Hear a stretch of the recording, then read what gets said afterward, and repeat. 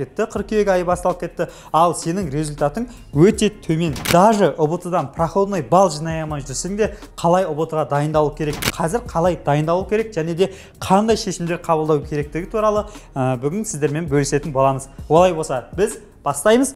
Қайырлы күн, құрметті достар, бұл мамандық таңдау каналы. Бүгінгі тақырып біз даже ұбт-дан проходной балл жинай алмай жүрсең де қалай ұбт-ға дайындалу керек. Уже сентябрь айы басталып кетті, қыркүйек айы басталып кетті, ал сенің результатың өте төмен. Не болмаса, сен өзің қалағандай балл жинай алған жоқсың. Қазір қалай дайындалу керек және де қандай шешімдер қабылдау керектігі туралы бүгін сіздермен бөлісетін боламыз. Олай болса, біз бастаймыз. Бастамастан бұрын төменге біздің каналға подписаться етіп, лайк басуды ұмытпаңыз. Алып кеттік олай болса. Құрметті достар, бізде қыркүйек айы уже аяқталуға жақында уже қазан айы басталады. Мектепке келгенімізге бір ай болды. Бір айдың ішінде біз өзіміздің сыныптастарымызды көріп қауыштық, өмір сынып оқығанымызды сезіндік және де көпшілігіміз пробный тест тапсырып үлгердік. Енді оның результатын көрген кезде біраз оқушылардың көңіл күйі түсіп қалғандығын аңғардық. Енді осы ұбт-ға қалай дайындалу керек, қалай осы өткен қателіктерді не болмаса пробныйда аз балл жинап қалған балалар қалай жұмыс істеу керектігі туралы бүгінгі тақырыпта көбірек айтатын боламыз. Олай болса, біз бастаймыз. Так, құрметті достар, бізде көбінесе осы ұбт-ның результаты не болмаса пробныйдың результаты шыққан кезде көңіл күйіміз кішкене төмендеп қалады. Себебі өзімізде көп тақырыпты білетін сияқты болып сезінеміз. Құрметті достар, егер де сіз ұбт-дан қазір пробныйдан аз балл жинап алып жүрсеңіз, қорықпаңыз, это нормально. Себебі сіз қазір өзіңіздің точка аңызды жақсылап белгілеп алдыңыз. Енді сіз точка Б-ға 120-130 плюс балл жинау үшін өзіңізге анық стратегия құратын нақты жолдарды қарастыруыңыз қажет. Мысалға делік, сіз 45 не болмаса 56 балл жинадыңыз. Енді сізге қалай жұмыс жасау керек? Құрметті достар, сіздер алдымен нақты мына нәрсені түсініп алуларыңыз керек. Мен өткен видеода айтқанымдай, тақырыптағы ұбт сұрақтары ауысқанмен, оның тақырыптары ауыспайды. Кез келген сұрақтар ол белгілі бір тақырыптардан ғана келеді. Егер де сіз сол тақырыптарды жақсы меңгерген болсаңыз, онда сіз ұбт-дан келетін кез келген тақырыптарға, кез келген сұрақтарға жауап бере аласыз. Сондықтан қазір өзіңізге нақты қай тақырыптарды оқу керектігін жақсылап анықтап алуыңыз керек. Өзіңіз білетін тақырыптарды емес, білмейтін тақырыптарыңызды оқуыңыз қажет. Енді қараңыздар, ұбт-ға дайындалу үшін нақты тақырыптарды оқып, сіз олардың барлығын түсінбеген жерлеріңізді мұғалімдеріңізден не болмаса жеке дайындық курстарына барып жатсаңыз, сол жерден қарастырып, өзіңіздің кураторларыңыздан біліп алғаныңыз жөн.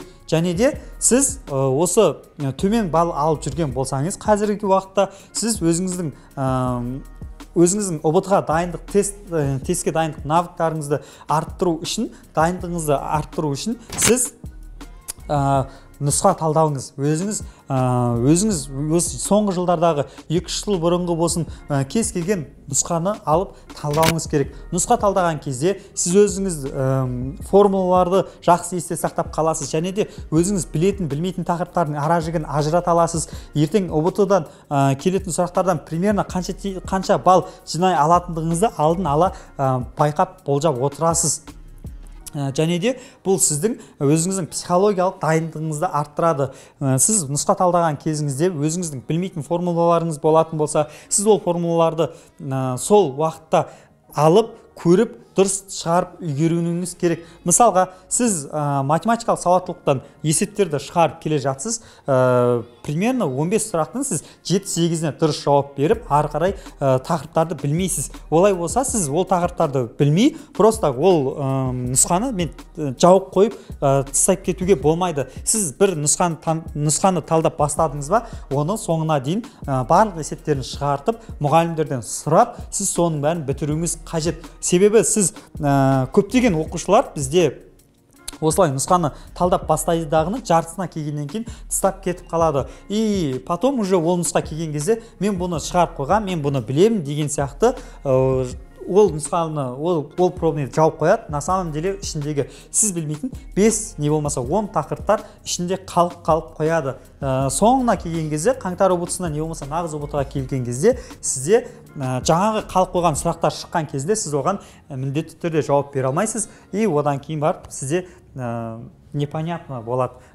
мен барлық тақырыпты оқып жүрмін, ал бұл сұрақтар қайдан келді деген сияқты. Сол себептен де қазірден бастап өзіңізде нұсқа талдауды, өзіңіз нұсқаларды алыңыз, пробный тест тапсырыңыз, білмеген сұрақтарыңызды сол уақытта мұғалімден сұрап, сол есептің жауабын үйреніп алыңыз. Құрметті достар, осы тест тапсыру кезінде екінші лайфхак, сіздер өзіңіз бір тақырыпты білмесеңіз, не болмаса Қазақстан тарихынан бір тест келді, сіз оны білмей жатсыз. Яғни сіз ол сұрақты мектепке барған кезде, не болмаса өзіңіздің достарыңыздан, не болмаса кітаптардан қарастырып, осы сұрақтың жауабын міндетті түрде біліп алыңыз. Себебі сіз ертең сұраймын, кейін сұраймын, осы сұрақты кейінде шығарамыз ғой деп жүретін болсаңыз, сіз есіңізде сақтаңыз, 72 сағаттың ішінде егерде сіз белгілі бір сұрақты, не болмаса белгілі бір іс әрекетті жасамайтын болсаңыз, одан кейін сіз оны мүлдем жасамау шансыңыз өте көп. Себебі адамның миы алғашқы 24 сағаттың ішінде өте қатты активный жұмыс жасайды, и одан кейін оны ұмыта бастайды. 72 сағат өткеннен кейін, яғни 3 тәулік өткеннен кейін сіз ол жұмысты мүлдем істемейсіз деген сөз. Сол себептен де сіз өзіңіз осы ұбт-ны тапсырған кезіңізде білмейтін бір сұрақтар, білмейтін бір формулалар, тақырыптар кездесетін болса, сіз оны мұғаліміңізден, не болмаса достарыңыздан, кітаптардан іздестіріп, ол тақырыпты міндетті түрде үйренуге тырысыңыз. Құрметті достар, енді осы видеомызды соңына қорытындылай келе, осы егер сіз қазір пробныйдан аз балл алып жинап жүрген болсаңыз, сізге істеліну керек негізгі 3 қағида. Біріншісі, сіз тақырыптарды жақсылап оқып алуыңыз керек. Бүкіл тақырыпты емес, өзі ұбт-да келетін нағыз арнаулы тақырыптар бар, сол тақырыптарды оқып, сол тақырыптарды меңгеруіңіз керек. Себебі ұбт-да келетін кез келген сұрақ, ол белгілі бір тақырыптардың ішінен келеді. Одан аса бір қатты қауіптенудің қажет жоқ. Егер де сіз көп сұраққа жауап бере алмай жатсаңыз, яғни сіз көптеген тақырыптарды білмейсіз деген сөз. ұбт-да нағыз келетін тақырыптарды меңгеріп алсаңыз, сіз сәйкесінше ұбт-дағы балдарыңыз өсетін болады. Екіншіден, сіз осы көбірек ұбт-ға жоғары балл жинау үшін көбірек нұсқа талдауыңыз керек. Яғни нұсқа талдау ол сізге өте көп өз пайдаларын тигізетін болады.